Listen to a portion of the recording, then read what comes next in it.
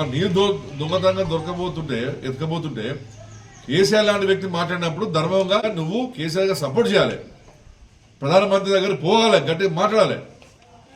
ఇవాళ బండి సంజయ్ గారు, రేవంత్ రెడ్డి గారు, చంద్రబాబు అంతా ఒకటే ముగ్గురు. కనుక ఆంధ్రప్రదేశ్లో ఉన్నది తెలుగుదేశం పార్టీ బీజేపీ అలయన్స్. కాబట్టి బండి సంజయ్ ఎక్కువ చంద్రబాబు నాయుడు గురించి మాట్లాడితే రేపు ఈయన ఉద్యోగం పోతుంది కాబట్టి, ఈయన మంత్రి పదవి పోతుంది కాబట్టి ఆయన ఏం మాట్లాడతాడు. అది నీ యొక్క స్వార్థం. మీకు కేసీఆర్కి ఏంటంటే కేసీఆర్ తెలంగాణ రాష్ట్రం కోసం తన పదవులు త్యాగం చేస్తారు, మీరు మాత్రం పదవులు పోతే భయం కొద్ది తెలంగాణ గురించి మీరు మాట్లాడరు. అది డిఫరెన్స్ కేసీఆర్ గారికి మీకు. చంద్రబాబు నాయుడు ఎప్పుడైతే రాష్ట్రానికి గతంలో ముఖ్యమంత్రి అయినప్పుడు, కేసీఆర్ గారు అప్పుడు ఈ రాష్ట్రానికి ముఖ్యమంత్రి ఉన్నాడు. మన ప్రతి ప్రాజెక్టు మన కాళ్ళల్లో కట్టబెట్టినట్టు చంద్రబాబు నాయుడు అనేకమైన ప్రాజెక్టులకు అడ్డుకట్టేసిన సంగతి బండి సంజయ్ తెలియదు అని అడుగుతున్నాడు.